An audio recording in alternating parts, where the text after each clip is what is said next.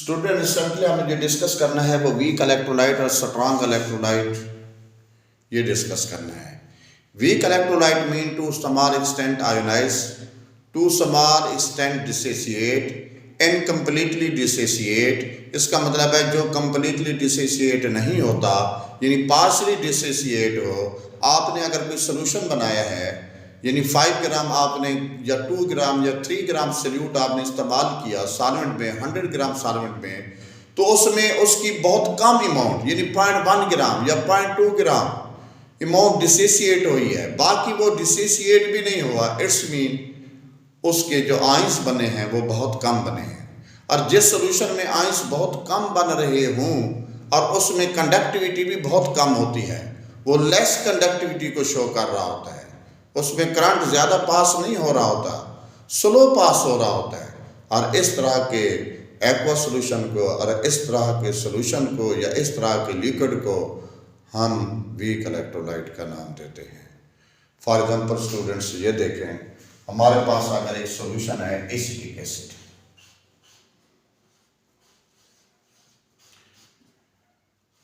इसमें इलेक्ट्रिसिटी आपने पास करा दी,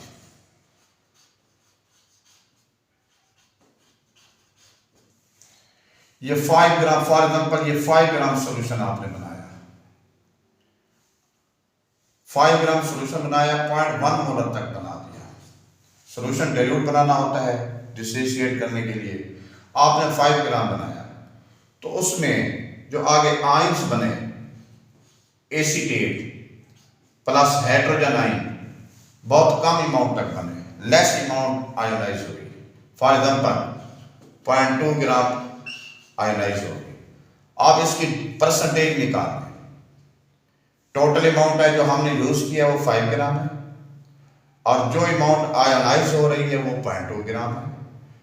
0.2 और ये टोटल जो अमाउंट है जब आप इसे डिवाइड करेंगे मल्टीपल 100 करेंगे तो इसकी डिग्री ऑफ आयोनाइजेशन बहुत कम आ जाएगी। इट्स मीन ये जो आयोनाइज हुआ ये वाला कंपाउंड जिसको हमने एसिटिक एसिड कहा, ये इनकम्प्लीटली आयोनाइज हुआ यानी पार्शली आयोनाइज हुआ, इसकी बहुत कम अमाउंट आयोनाइज हुई। हमने उसे क्या नाम दे दिया?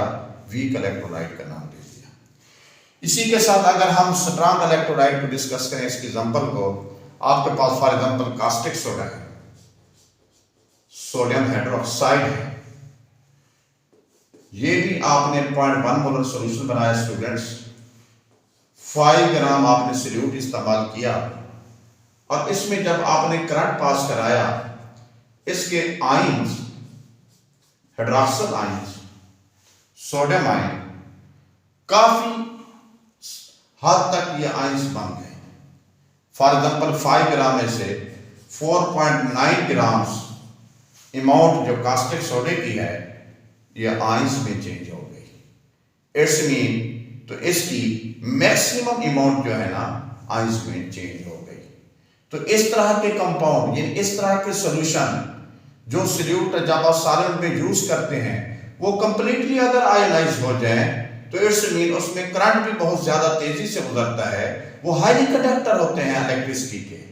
और इस तरह की एग्जांपल को हम क्या नाम देते हैं? स्ट्रॉन्ग इलेक्ट्रोलाइट का नाम देते हैं। इसी तरीके से HCl है, इसी तरीके से स्टूडेंट HCl है, इसी तरीके से आपके पास सल्फ्यूरिक एसिड है। बहुत ज्यादा एग्जांपल है इसकी जो डिस्कस कर सकते हैं। सोडियम क्लोराइड का सॉल्यूशन है जिसे आप ब्राइन सॉल्यूशन कहते हैं। ब्राइन सॉल्यूशन भी स्टूडेंट्स एक स्ट्रॉन्ग इलेक्ट्रोलाइट है, वो भी 100% आगे क्या हो जाता है? आयोनाइज हो जाता है, कंप्लीटली आयोनाइज हो जाता है। The electrolyte which can dissociate और break completely by passing the electric current. Second point, the electrolyte which ionise to large extent, ये काफी हद तक आयोनाइज हो जाए। Third point, highly conduct the electricity, जिसमें इलेक्ट्रिसिटी बहुत काफी हद तक गुजर जाए यानी तेजी से करंट पास हो रहा हो। स्टूडेंट करंट की जो टेंडेंसी होती है ना सॉल्यूशन में वो आयंस पे डिपेंड करती है, कोई इलेक्ट्रॉन पे डिपेंड नहीं करती। इलेक्ट्रॉन को डिस्कस नहीं करना होता।